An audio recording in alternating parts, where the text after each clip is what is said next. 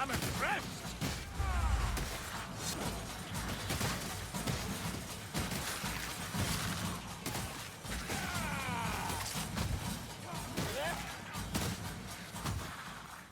Not bad for a fellow with one eye.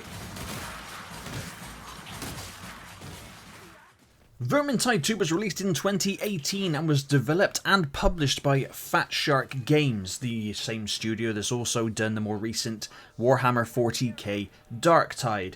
But Vermintide 2 is still going incredibly strong even now, and I also add some validity in playing Vermintide 1, but I'll make a separate video on that one because I still like Vermintide 1. I still remember when it came out in 2015 on Steam. I think it was 15 quid in early access, I think, and I bought it, and then its full price only became like 25 quid, I think, and then they just added a whole ton of content to it.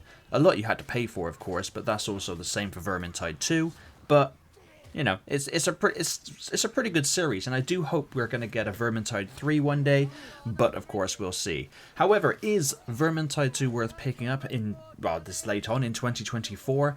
Well, spoiler alert, absolutely, 100%. There are 17 missions within the game, 13 of which are in the base game, and the DLC goes on offer all the time, so I highly suggest if you're thinking of playing it, grab the base game cheap if you can. You can go on CD Keys and usually get all the DLCs for dirt cheap on there, or just wait for a sale and grab the lot for a very, very good price.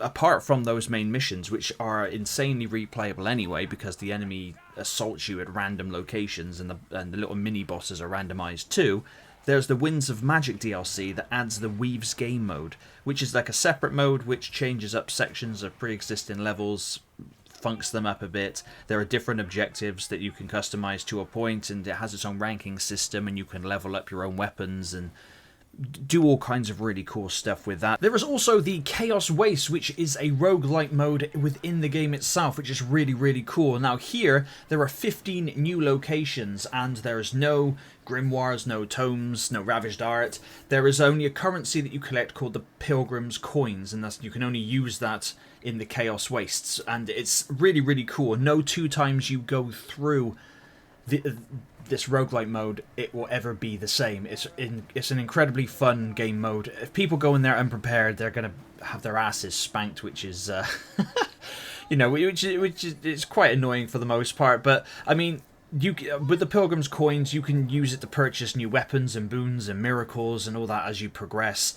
And the starting weapons you get for all the characters are of obviously the lowest grade, lowest rarity versions, and you just gain more and more as you progress through. And there are obviously different branching paths that you can choose to do, which obviously lead to different encounters and different things. It's a really cool game mode, and I do like roguelike modes in games because it adds that. If you really enjoy the gameplay loop, then you can just continue on just playing the game with it changing every time, so it can take away any monotony that you do or kind of can get with every single game. Let's be honest, every single game can become boring. I tend to play a large plethora of games so that I don't burn myself out on a game, but what I tend to find this day and age is that, especially influenced by YouTubers and streamers, the new thing will come out and it's always shiny, and they will play the ever-loving shit out of it, and then after pumping hundreds of hours into the game, or even 50 hours into the game, which is a lot of time in a video game, then they go, oh yeah, it's boring, yeah, no, it's crap, there's no content. It's like, dude, you just savaged the crap out of that game. I think you got your money's worth. I think the game did its job. There are other games, play those. But unfortunately, people don't. They burn, like Space Marine 2, for example, has just come out, and I played through the campaign. I put about 30 hours within the first weekend into it, which is really, really savage, over the first 4 days of its early release.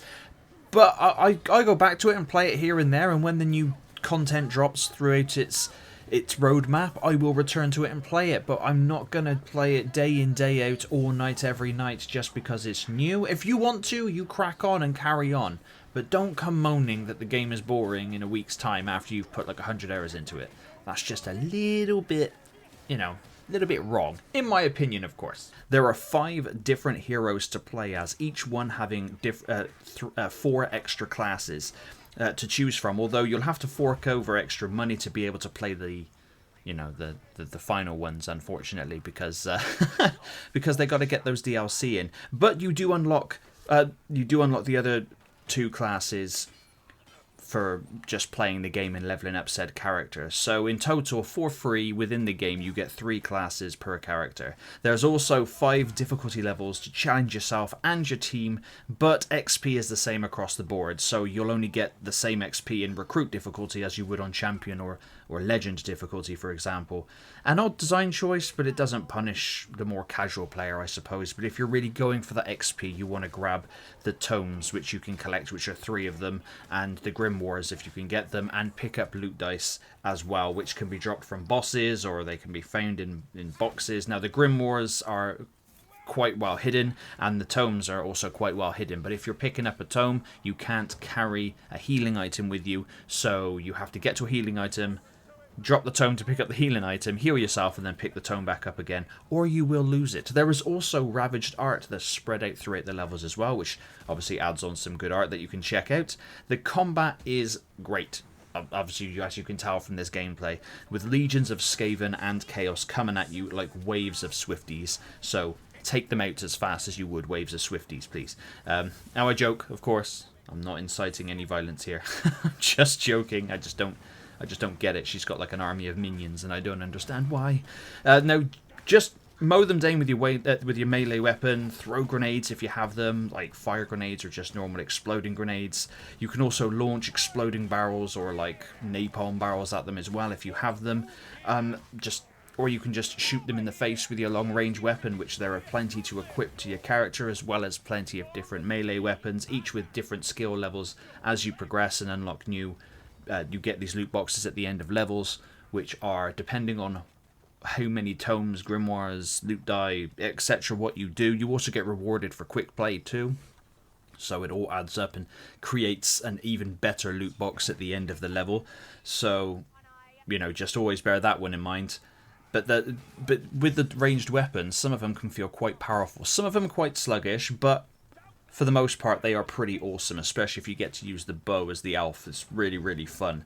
Ammo is limited, of course, but you can replenish it at certain points, which has an unlimited supply. Or there are like bags which are obviously one-time deals where you can refill ammo that is spread here and there throughout the levels. Now, it goes without saying, but the game still looks great and it plays great, and you can always get into a multiplayer game no matter what. No matter what time of day, I'm always finding people to play with. The game is still very, very active. Although there are some spicy people you will meet where they'll join you and just as fast hurl abuse at you and then leave, because you're not up to their Sweatlord level of playing. Of course, God forbid anyone that wants to play multiplayer games for fun in 2024, unfortunately. There's also the Ocarus challenges that are done just by playing the game, which offer in-game rewards such as cosmetics for customization, as well as the in-game loot boxes, like I mentioned, that contain the weapons and gear that you'll just keep equipping to your character to improve your gear score, which is... I kind of like doing that in games. There's loads to do, so plenty to work towards, and there's also extra daily, weekly, and event challenges to do which offer an in-game currency. Now, on to the in-game currency, you get it via the daily and weekly challenges, but also via daily login rewards too, which you get from the store, the in-game store. And unfortunately, most of the really cool stuff for cosmetics for your characters is locked behind microtransactions in the in-game store.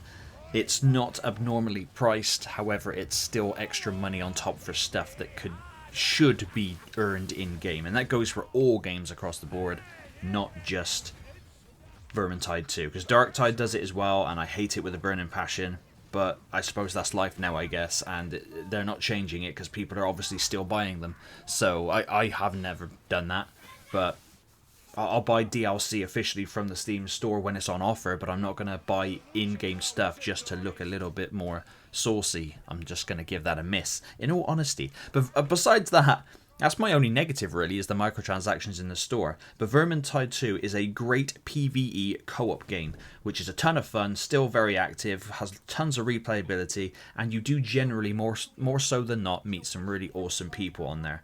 There is also, I believe, a Left 4 Dead style PvP mode coming soon, which just adds another layer of awesome to the game. I believe it was most recently in beta, or probably still is, But as and when that drops, I'll check it out and keep you guys updated, as I'm sure a lot of other YouTubers will.